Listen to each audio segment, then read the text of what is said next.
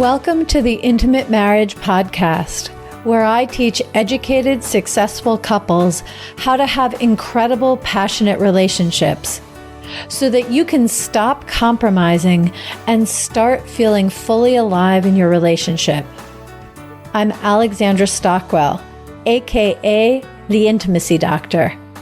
I'm a physician, a relationship and intimacy coach, and I'm an intimate marriage expert. My husband and I have been married for 26 years. We have 4 children and full professional lives, and we've created an amazing marriage. I've shown hundreds of couples how to do so as well.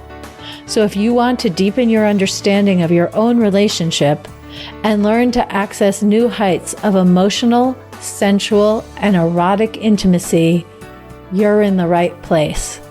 I will show you how. Now, let's dive in.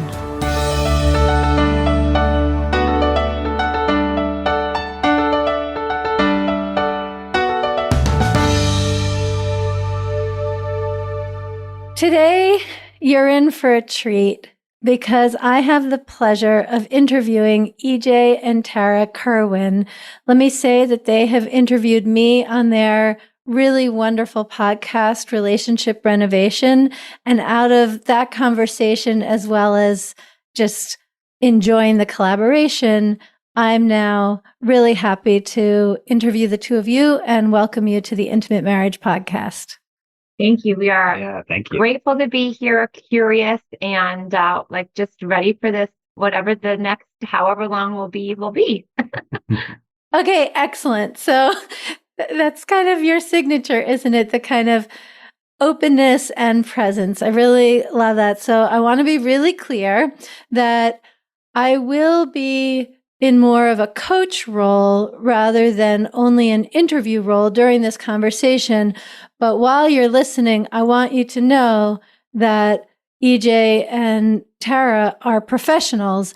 EJ is a licensed professional counselor and Tarah is a licensed marriage and family therapist. They both specialize in couples therapy. They met while working at another counseling facility, fell in love, got married, and are currently raising a blended family together. We're going to say a little bit more about that. And just from the outset, I want to encourage you to have a listen to their podcast and to say how deeply I admire and respect that with your training as a therapist and a counselor and specializing in couples counseling, you have chosen to be so vulnerable and use your own marriage as a gift for anyone who wants to improve theirs. There's a certain kind of humility and depth that are required for that, because the fact is that most couples coaches and especially therapists and counselors, they want you to think their marriage is magnificent. They've worked it out, and that and their training is what gives them the moral authority to guide others. Will each of you say how you actually think about it to provide more context for this conversation? Because you do it in a way that's so different. I want to jump in because this is, I've learned a lot in my relationship with Tarah, but on the clinical side, this is something that I gained a tremendous amount in working with her and being close to her in this capacity, is that I was much more of sort of a closed book therapist when we first got together, kind of blank slate, didn't share a lot about myself. And then when we started co-facilitating couples counseling, Tarah really pushed me a little bit and then just was herself. And what I realized early on was that that's a huge component that really creates a lot of safety for couples, in that we're very upfront, that we struggle like anyone else, that the lessons we talk to them about and the interventions are things that we're still figuring out and that we're always stumbling over. And so I learned a tremendous amount from working with Tarah in how much, appropriate levels of sharing really, really helps couples quite a bit. Well, and then for me, I knew I wanted to be a marriage counselor when I was 4 years old. I didn't know that's quite what you called it. And so in grad school, I mean, I think I've been doing couples counseling since I was 22 years old. I've always loved doing it. And when EJ and I met and we fell in love, and, he had his two boys, they were 2 and 4, I think, when we got married. I had kind of had like a chill life, like hanging out in my own 3-bedroom condo. I had a, very successful private practice with couples, and, just doing my little emotionally focused therapy with couples. And then when we got pregnant with twins on our honeymoon, so I quickly went from 0 to 4 kids in about a year and a half. And I had no idea. I mean, I've talked with couples about transitions and and parenting, but I hadn't been in it. And so when we went through that first year, and again, twins had colic, it was very difficult. I was very overwhelmed.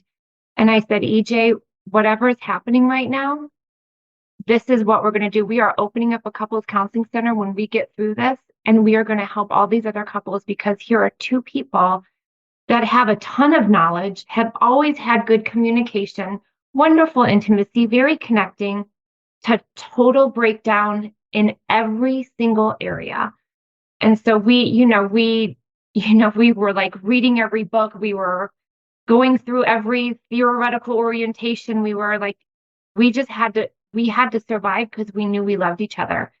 And so for me, that's like, taking that clinical piece and then bringing our own personal, I kind of call it the train wreck that has now turned into this amazing blessing. Like, it was all supposed to happen this way.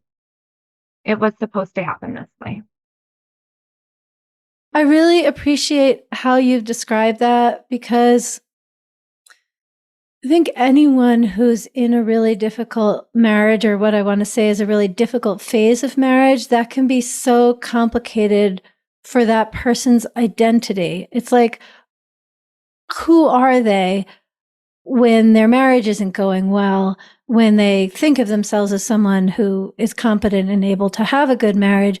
But then on top of that, you're both coaching and therapizing and counseling couples on how to have a great marriage.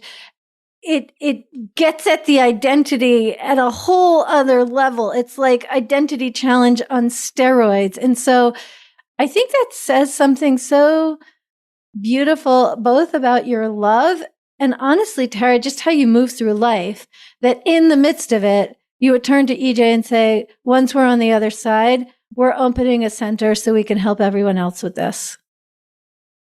Not even on the other side. Like, when we figure this out-ish, we're always growing and changing. But yes. Well, that's like the feedback loop of therapy also that's been wonderful for us, is that, we talk about things with individuals, and then in the back of my mind, I hear this nagging thing saying, like, I really sucked at this yesterday. Like, I did a really poor job of that. But it reminds me also of, like, a lot of times I walk out of those sessions going, like, I gotta, like, double down. I gotta really work on my mindfulness around this, because I can't just be like, spouting this and espousing this to a couple and then go home and not embrace it and figure it out on my own. Yeah, I am with you so much. I will never forget the first couple that I coached. It was the first time in a professional context that I really was in the sacred, intimate space of being with a couple the way they are with one another, more so than ever before for either of them, and more so than ever before for me. It's totally different talking with a friend about what's going on in her relationship. So anyway, I was coaching. I believe I kept a professional face, but inside, I was just shocked at how disrespectfully she spoke to him. I had no question that they really loved one another. They really cared. They wanted to communicate successfully. But the way she said, well, he's not, I don't even remember what the particulars are, but I just remember thinking, this is what love looks like. And not even a breath afterwards, in the back of my head, I thought, oh, this is how I talk to my husband. And I came to realize he had told me how I was disrespectful. And for me, maybe I was, maybe I wasn't, but it just wasn't a big deal. And then witnessing this woman be disrespectful with total unconsciousness about it really opened up this whole, felt like a trap door, but once I fell in, it was like one of those fairy tales where actually there was a whole adventure and I found some incredibly wonderful terrain. So I'm just saying that I really relate to that. And I think it's important for those of us who are helping couples to be honest with ourselves in this way. I can't tell you how many times really quickly where we're in arguments and I'm like, EJ, why can't you just practice what you say to our couples when we're in session? Because you say it so beautifully to them. We have been caught in that conversation so many times. Okay, so how do you answer that question, either one of you? Why is it different with one another versus what you're genuinely able to facilitate for others? I mean, for me, it's just that it's no one sees me like Tarah sees me. You know, nobody has probably the access to touch and trigger, sort of my deepest suffering. And because when we're hit into that place of really deep suffering, we really lose the ability to act intentionally. And so everywhere else, I'm pretty good at, especially myself, where I'm a pretty like measured individual. Like everywhere else, I'm able to kind of basically keep my shit together. And with Tara, she's like the one person that I struggle to do that. Thank you. That's right, because the two of you have enough perspective to know what an amazing expression of love that is. It is. I adore her. I adore her, and I, and when I do fall short, I feel horrible about it. But I also have this like righteous indignation also that will like rear its head. That's not helpful at all. It's not loving. It's not caring. It's not the partner I want to be. And yet there it is. Okay, so how old are your twins? They just turned 9. Okay, amazing. So what had you perk up in hearing about uncompromising intimacy and what might be of interest for the two of you? What's the ongoing context? Well, I would say since the twins were born, absolutely. Maybe a little bit before that because of, just like EJ transitioning from his divorce to a new relationship, like intimacy was just, it was a little different. But ever since the twins were born, I had overwhelm. My nervous system had overwhelm in a way that I had never experienced ever. And then so 0 to 4 kids, and EJ kind of took over my intensive clients I was having at that time. So he would really be gone all day. And I would be there at the house with all 4 kids, like hating him. Like I did not sign up for this. I had no idea, but I knew I loved him. But so this resentment, this overwhelm, it just shut me down completely sexually. I was nursing every hour. I'm like, don't even look at my boob. Like, don't even go near it. Like it's getting bitten and it's awful and I hate it.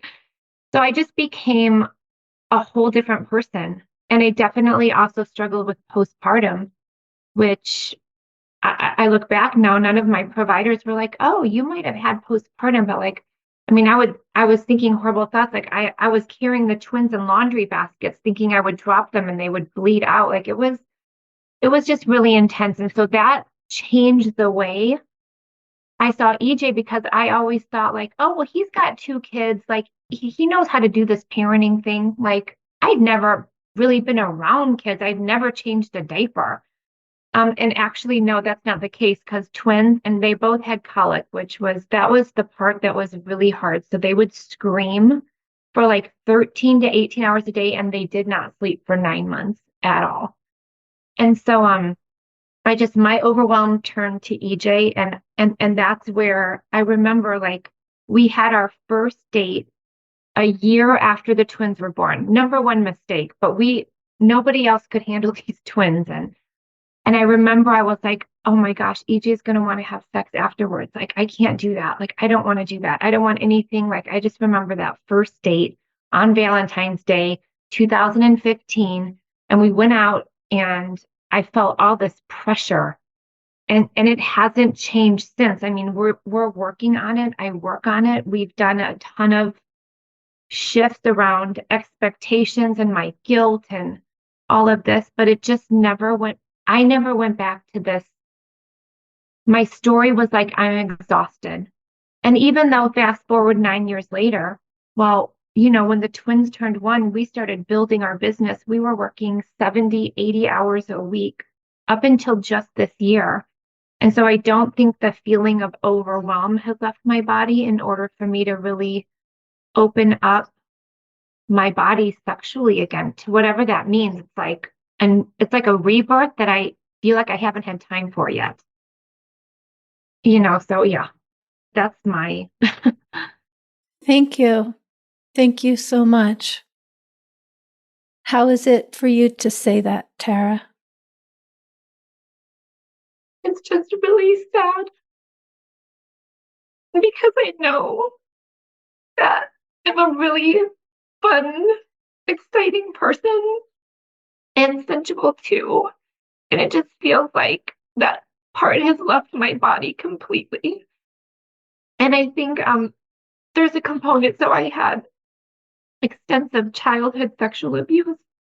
That I go to therapy every week, but I don't think that I don't think that I could even start to process that until like it kind of it came out, like a few years ago. I didn't even know, like I had no idea because it was around 4 years old.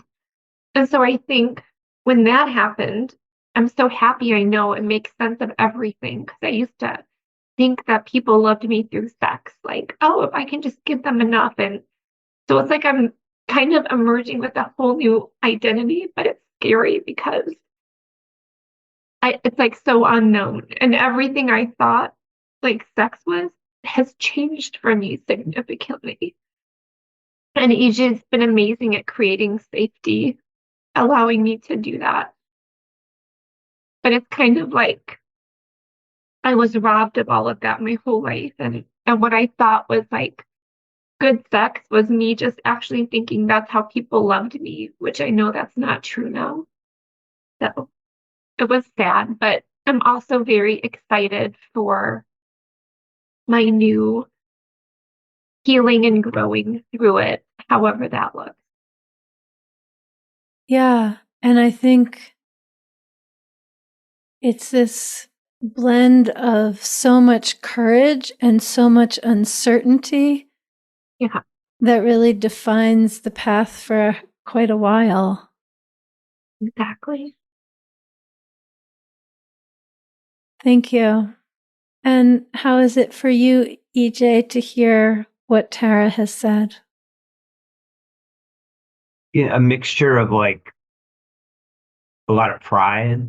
I've seen her go through, everything from the taking on a family in a extremely rapid way and being an amazing, loving, just like sort of like, light in the world, so I'm like really proud of like I know all this work that she's been doing around the trauma. So I'm very proud. I'm sad like that, I think of her as a little girl and everything she went through. It's really makes me sad, makes me really angry at some people.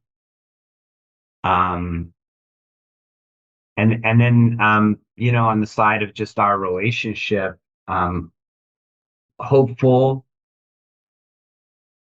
sometimes like a little powerless, like um trying to figure out how to be the best partner for you in going through this, and maybe some like guilt in maybe ways I dealt with it early on, and just like frustration and getting kind of caught up into my own narrative around it. Yeah, like a lot of feelings, mostly a lot of love. Mm. Well, and so when we had you on our podcast and you said uncompromising, I was thinking about that because I think we've been going through this. Like, EJ felt bad because he's like, oh gosh, she has my children and we had twins. And like, I'm the one that wanted children. I was like, yeah, it could, if it happens, okay. And so I think he was always like trying to compromise. And then I would feel his like kind of, you said it's like cutting off pieces of yourself. And then I would feel all of this shame, like, oh my God, like, and then is he gonna leave me? Like, is someone like he deserves to be with someone who just wants to like devour him up because he's such a great human? And so like we just have always been this like not that uncompromising piece, like not sharing ourselves because we've been so afraid. And then once the trauma came up, like that was even like, that was pretty recently in the last couple of years, that was even like, now what? Because, but we try to talk about it all of the time. But I really liked what you said about that. Like just share what it is that you're feeling like, honey, I want to jump your bones right now. And I can be like, thank you for that. Like right now, I'm kind of feeling totally numb in my body, but I love that you can just be you and tell me that you want to like devour me. Great. Yeah, actually, I'd love to give you a tool. I, of course, have no idea if it's one that you're very familiar with and use in your practice or if this would be something new. But in the context that you've described, where there's been so much complication, I'll just say, and there's the complication for you, Tara, in your evolution as an individual and as a wife and as a mother, and the evolution for you, EJ, as an individual, as a husband, as a father. In fact, before I'll just finish that sentence to be clear.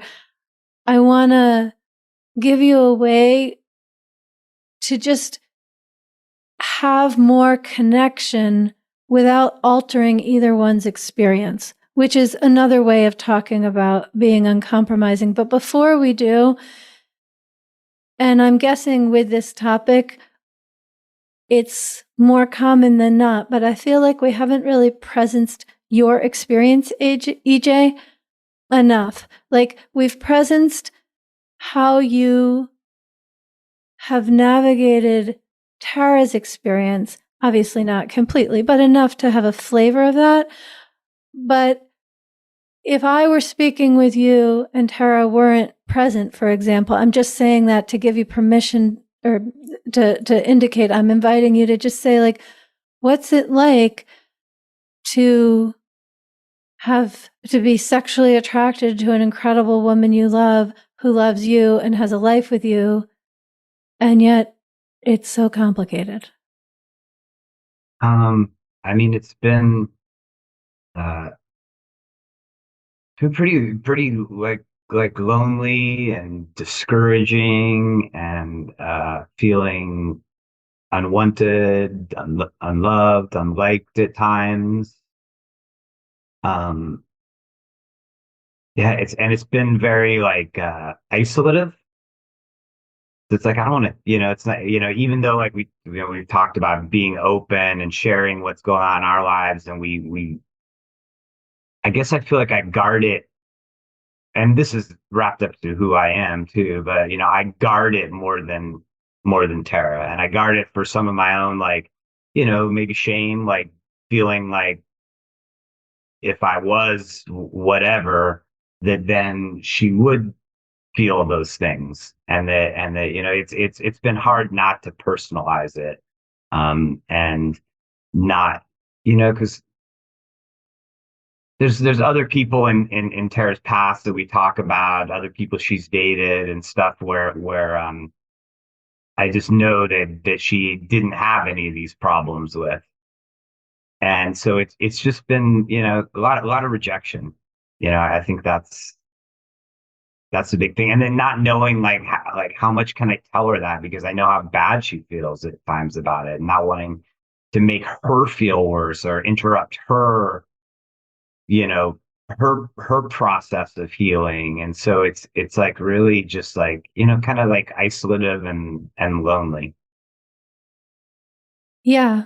And it's understood for both of you that regardless of any inclination, you both wouldn't actually want Tarah to be having sex in order for you to feel better in this way. No, That absolutely. you both are devoted to desire-driven experiences. Okay. How is that for you to hear, Tarah? Was there anything new in there? Just like proud that he is, expressing his feelings, and he kind of comes from a more avoidant attachment, and just like when I hear him express feelings, it makes me actually feel closer to him. And I think he used to think like, oh, I don't want to rock the boat, so I won't share. So I just like love hearing all of his big emotions, even if they're uncomfortable for me. And I'm like, oh, I'm just proud of him, I guess. I'm in awe of each of you just to share that. And so what I'd love to invite you to do, this is something that anytime there's something happening or not happening, and it's really impacting the relationship, but each person has a very different experience. Mm-hmm. And so when one person speaks about it, it's just very challenging in conversation to have room for both of those experiences in a way that honors them. So one of the ways that I like to do that is through dyads. Is that something you're familiar with? A little bit, yeah. So I usually, when a couple isn't finding their way to talk about something so well, which isn't your situation, I'm just knowing that other people are listening, I want to make this more broadly applicable, that like if a couple just isn't connecting that much at all, I don't mean sexually, I just mean in conversation either, that it can be really helpful to do a dyad, which consists of one person asking the same question multiple times and the other person answering it each time in the same way, but more often in different ways. So I sometimes will have couples just say, "How was your week?" And then the person will say, "Well, it was super busy and I was really annoyed by my coworker because of this, that, and the other thing." And then the first person says, "Thank you. How was your week?" And then the other person gives their answer, and it's really it's surprising to people, especially couples who are both ambitious, hardworking, on the go, and tend to be good at problem solving and efficient, at least in other areas of their life, how just the same simple question, by the fourth time it's asked, there's a much more genuine, deeper response. Not that the earlier answers are insincere, there's just room for something to emerge. So, first of all, is that something you two do with one another? So I do this a lot with my individual or couples, and we do that. Who are you? Who are you? And it starts to keep getting deeper and deeper. But have we ever done that with you? I think we tried it like a while ago. No, we have not. Okay, well, I would love just right now to have you do that. Not how was your week, although I want to be very clear that with every tool that I teach, I always want people to start at a simple level on a benign topic to really become comfortable with the tool before going into more complicated territory. But I don't think the two of you need to start at that level. What if just right now, with just, let's say 3 times, EJ, you ask Tarah, how do you feel about intimacy right now? Or I don't know, it needs to be a question you want to ask. And by right now, I don't mean, how do you feel about having sex right now? What I mean is, like, how are you feeling about intimacy? Okay. And so you'll ask that question, and Tarah, you'll give your answer. And the only response you'll give, EJ, is thank you. Then you take a breath and ask the question again.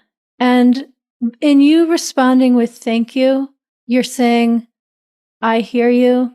I receive what you say. You want to face one another and look in one another's eyes. And all you're really doing is hearing it. And just to be clear, there's no discussion afterwards. This isn't a way to find things and then process them through conversation. If Tarah says something that she wants to refer to later, great, you can do that, Tarah. But if Tarah says something and EJ, you want to clarify, you want to explain yourself, this is without any kind of follow-up. It's just a witnessing of what arises when this happens. Okay, so let's have you start, EJ, with, and it's the same question every time, but phrase it in a way that, since it's about intimacy, that is appropriate for how the two of you speak with one another. Okay. Good. Tarah, how do you feel about intimacy right now? I feel scared. Thank you. Tarah, how do you feel about intimacy right now? I feel curious. You can say more if you want, Tarah. If you feel complete, that's okay, but say whatever arises. It doesn't need to just be one word or whatever. I feel curious about what could be for me and us, and hopeful. And yeah. Tarah, how do you feel about intimacy right now? I feel a little nervous that like the feelings won't come back to my body, but I also know that that's just where I'm at right now because I felt so numb for so long. But hopeful with that as well. Thank you. Okay, and you can switch in the other direction. EJ, how do you feel about our intimacy right now? I feel hopeful. I feel more connected to you recently than I think we've been. Feel hopeful. Thank you. EJ, how do you feel about our intimacy right now? A little lonely too. Mm. Well, I feel like it's sort of this hanging back feeling, and I don't feel great about that because I also know that that's not helpful, and so conflicted. Like I get conflicted. Like I don't know whether to move forward, to move back, to stay put. A little confused. Thank you. EJ, how do you feel about our intimacy right now? Excited because I feel, I feel like uh, things are. We've done a lot of work around knowing how to be like present for each other in ways that we haven't been in the past, and so I feel like emotionally, in some ways, our intimacy is better maybe than it's ever been. Mm. So excited to see like how much closer we can get to one another. Thank you. How was that? It was good, a little nervous, just like the eye contact and talking about something that is so vulnerable with each other, but it also felt very like, yeah, we got this shit. We've gotten through so much. We got this. Let's go. Let's do this. Yeah, same as Carol, like a little nervous. I never ever want to hurt her. And so I always have that like in the back of my mind, but I also know she's told me over and over and over, just be honest, be true. And so again, it's that whole thing of like moving forward, moving backward, stay put of like, I feel like I feel discombobulated as well. Well, is there a question you have that you want to ask Tarah in order to feel more settled? I mean, there's like stirring things up, which happens as they evolve, but I don't know that discombobulated is what we're aiming for. Yeah. I guess I would want to know, like, when I said that we're like the closest we've been emotionally, maybe, or the safety we have, like, do you feel the same way? Oh yeah. It's amazing. You kind of coming out of your avoidant piece and me coming out of my anxious piece has been, yeah, it's been great. I don't think I could be doing the work I'm doing in my own therapy with my, trauma that has like poured out. If you wouldn't be doing what you're doing to create the emotional safety. And I think I said that. I said, if we don't have this emotional safety, like I can't do this because it's gonna wreck me. Like we will be wrecked at this. And so it just kind of put us up a little bit on like a fast paced, like, okay, how do we get rid of this? Like, how do I just start to share my feelings and not keep it all to myself? And I used to call EJ, like, sorry, a Buddhist motherfucker. Because I'd be like, what the fuck? Just get mad, do something about it. And we would have these fights, and I would be like, God, makes me feel like this is when I feel really close to you. But it would take like so much to get there, and months or even years of like even getting, to me to connect with EJ from his feelings. And so, yes, I absolutely, a long answer to your question. Yes, I do feel very emotionally safe with you. And so that's why I feel like I don't think I would have said yes to Alexandra to this if I didn't. So yes, absolutely. Thank you for asking that. Thank you for telling. Yeah, there's such a widespread phenomenon of conflict-free, passion-free relationships, although like there's so much more at play with the two of you. Okay, so I want to just think for a moment, because what I really want to do is also a touch exercise, but I want to be really respectful. You're in therapy, Tarah, and if anything that I'm about to say isn't something you might be nervous because this is new territory and plus you don't know what I'm about to say, but that if you have lean in, then let's go for it at a gentle pace. And if you're like, actually, this isn't the right move for me right now, I just respect that and we don't need to unpack that any further. Is that good? Okay. So I think one of the things that really gets in the way of pleasure and passion, especially when it comes to respectful, caring, kind couples, is this idea of it's not exactly parity or equality, but kind of like you want your partner to feel good while you feel good.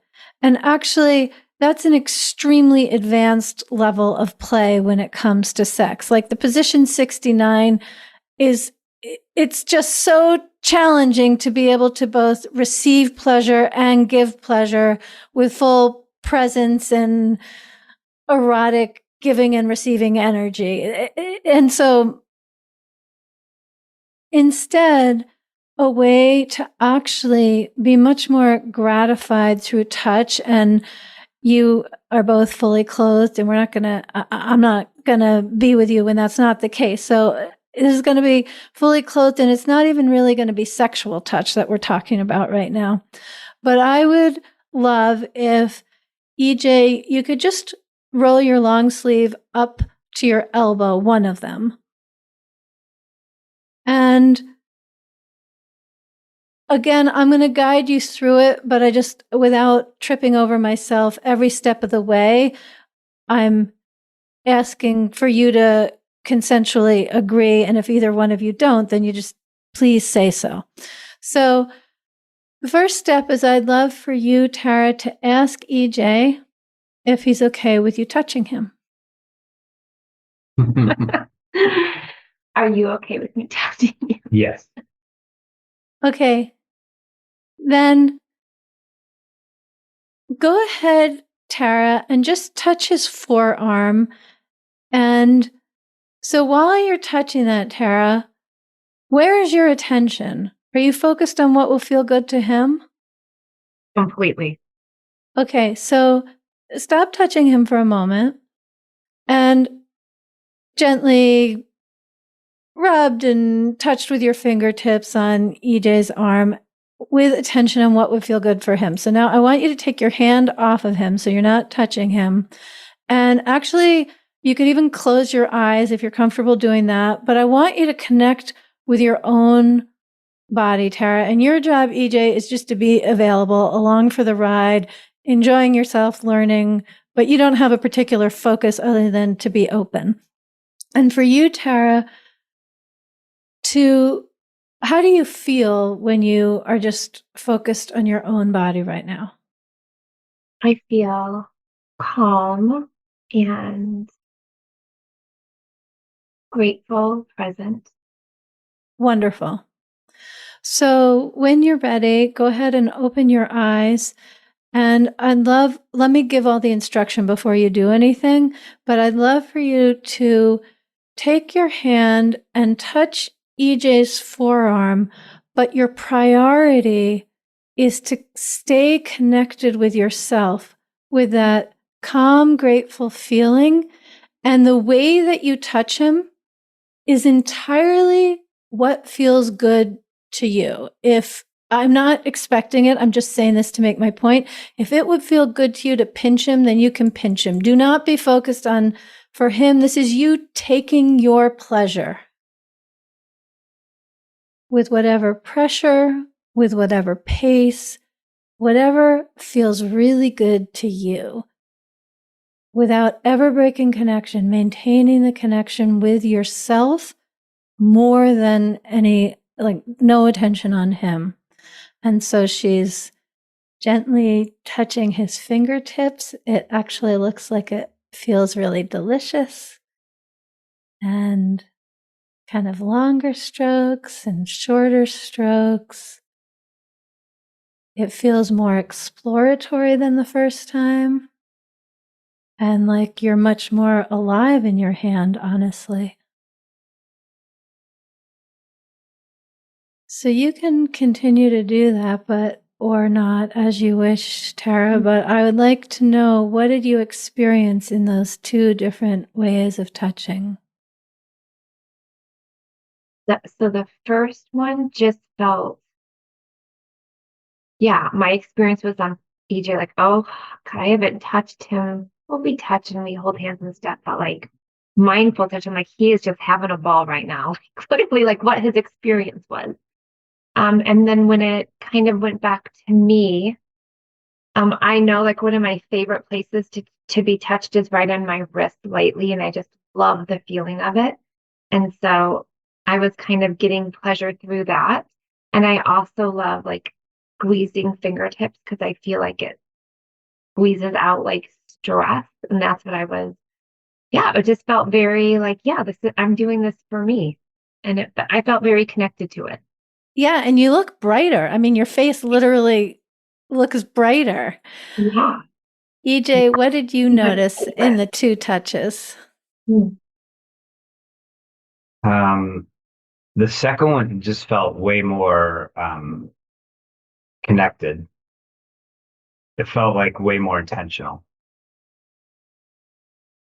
And would you say more enjoyable, or is that taking it too far?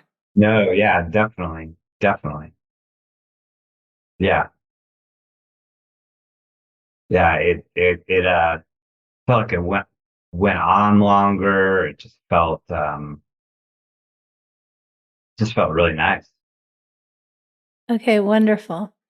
Well, if we were in a longer coaching session, I would have you do that in the opposite direction as well.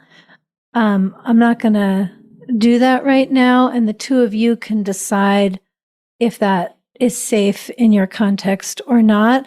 But I want to say that, especially for a man, this can be very tricky because we all know in society the memes of the selfish man, the man who wants to be good but doesn't know any better, rather than to approach touch and pleasure based on what feels good to him.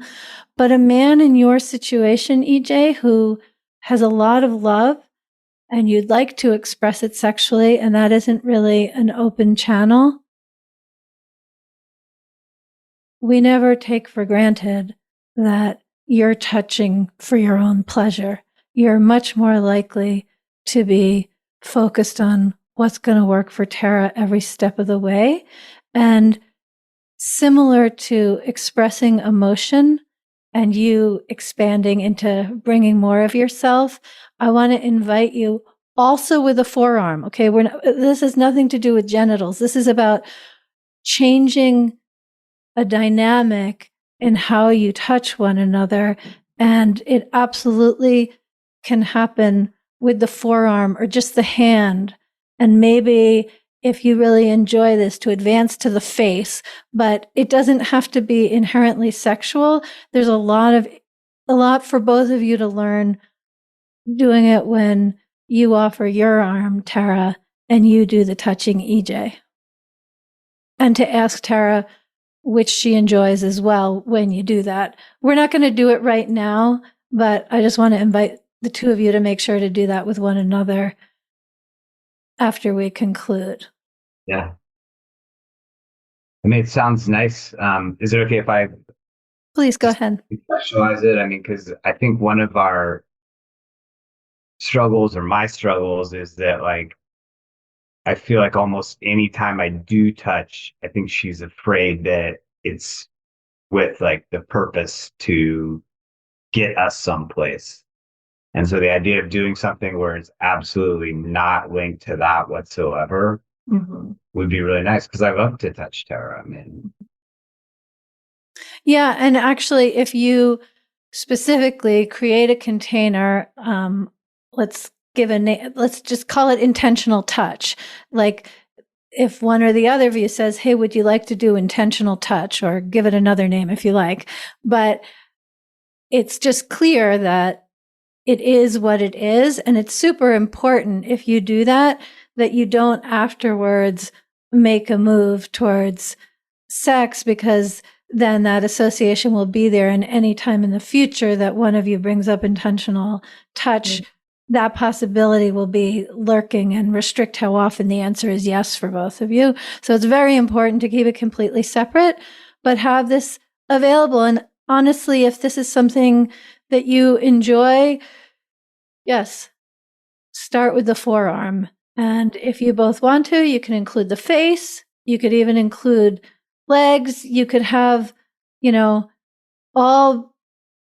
anything that you can access when you're wearing a bathing suit, any available skin. Like you can expand this.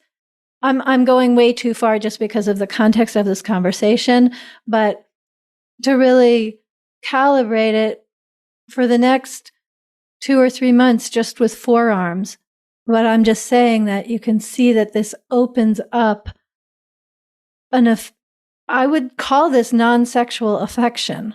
Like, this doesn't have an erotic energy. It just has a sensual energy. With a shift in the thinking part of it, because you're just trying to be very grounded and calm in what feels good for me. And it takes away, then to me, then it's like takes away all the anxiety and like all of the different stories we go down. Is the other person going to be okay? So yeah, I love that exercise. Thank you. You're welcome. And also that in this instance, when you're touching, EJ's only job is to enjoy it. It's because that can also be very confronting for a man or a woman to just receive the touch and not just like take your partner's hand and start touching them also. Like giving is a role with a lot of growth, and receiving is a role with a lot of growth as well. And I recommend, if you make this something that you do on a regular basis, whatever regular basis turns out to be, that you also have a practice, not necessarily immediately afterwards, maybe the two of you would, but you also, like, the next day could say, you know, how was that for you? Is there anything you'd want to change about it? Mm-hmm. So that you stay in contact and let it be not a static strategy, but an evolving, living one that includes wherever your hearts and minds and bodies are throughout your time together. Well, I'd love to know what your takeaway is today. I'll start with you, EJ. I'm just crazy about Tara. I love her so much. I love her so much. And just having, like, just sitting here, just kind of doing us feels so, so, so, so, so good. You know, I love the look in her eyes. I love, um, I love to care for her. I love to feel cared for. It was just it just feels, I feel very calm. I don't always like, I think I emanate calmness. I don't always or even frequently feel calm. Hmm. And so I feel very, like, calm right now. I feel very safe, which is interesting in the context of, like, we in our relationship talk so much about emotional safety, and I'm rarely thinking about my own. I'm almost always thinking about hers. Mm. And this felt like I was in the mix. Absolutely. And I think that's such an important thing, that when one person is in crisis, there's one dynamic. I'm just saying in crisis in a I mean, I don't mean to be casual, but just to be efficient. And part of emerging into healthy erotic intimacy includes coming out, neither of you being in the caretaker role, moving into the collaborator roles. And so that's obviously not some flip to switch. It's a emerging adjustment. And I think the two of you just did so beautifully in that regard. What are you taking from this, Tara? I'm taking, so as we've been sitting here, like our dog is under our feet and he's had the worst gas, right? And I'm just like, I'm like, but this is our life. Like it is so rare where we even get to have more than 10 minutes together. And so I'm like laughing a little inside, like, this is our life, right? We have our children. As soon as we get off this, we'll be off to the races doing all these things. But that even though we might only have this hour or our 20 minutes in the morning, that, like, we must really love each other a lot because it means so much. You know, that I'm not resigned in our life whatsoever. I'm not resigned in our intimacy or in my healing from my own childhood sexual trauma, but I'm accepting that this is our life right now, and that, you know, the more experiences we have together, even this one, like, it's okay. Like and maybe a trust that it will be okay instead of that flight, fight, freeze that I've been in for so long. That, like, yeah, it's just a journey. And so, not right. We have so many couples that come in like, when are we going to start having more sex? When are we going to? I was like, Neil, I wish I could tell you that. Embracing the journey, embracing the journey. With a Okay. very special, amazing. He's in my phone as my favorite human because he really is my favorite human. That's so beautiful. Okay, well, we talked about having this session and then the two of you going through the Aligned and Hot Marriage program. And I want to say something very clearly to the two of you, as well as anyone listening, which is actually, I have a testimonial that I think is on the page from a woman who she and her husband went through the program, and she said, the program doesn't really talk that much about sex and sensuality, but as a result of more closeness and connection, I have so much more desire for my husband. So I want to be clear that the program, it's not about sexual positions. It's not about sexual scripts about how to initiate sex. It's about how, either on your own or for anyone who wants to do the live coaching version, it's how to create the space with one another to be uncompromising in what you share in a way that naturally creates more connection, ultimately more fire, but it's through being more you.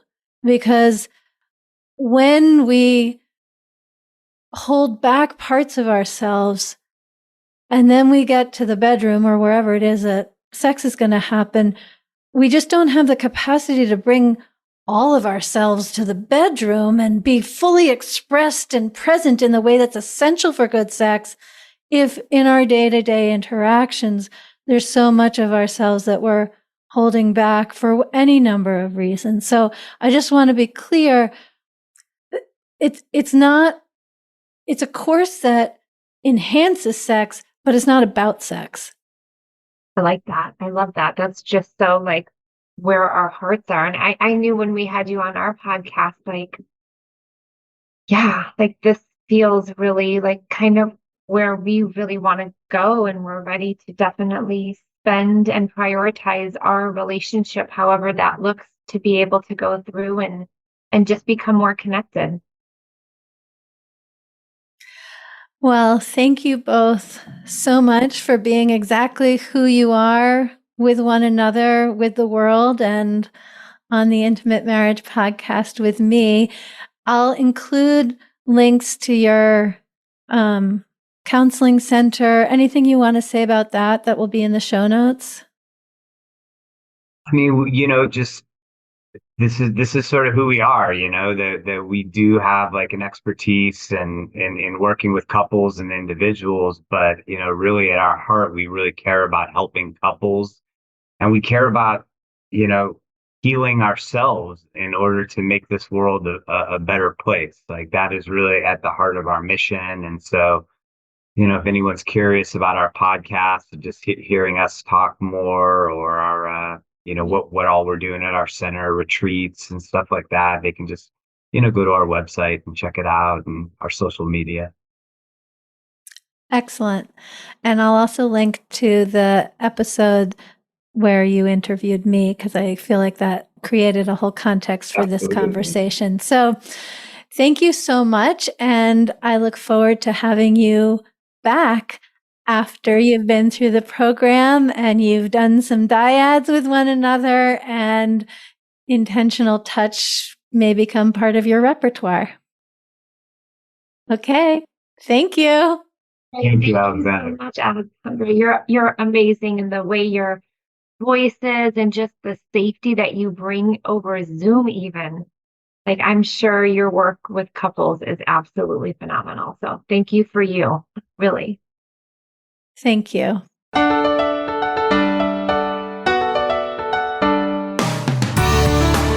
If you enjoyed this conversation, be sure to leave the Intimate Marriage Podcast a 5-star rating and review. And if you want fun, effective instruction on how to create a lifelong, passionate marriage, the Aligned and Hot Marriage program was created for you. This is my signature program, and it contains all the best practices I have developed. I've applied them in my own marriage with great success and seen how helpful they are for the hundreds of couples I have coached.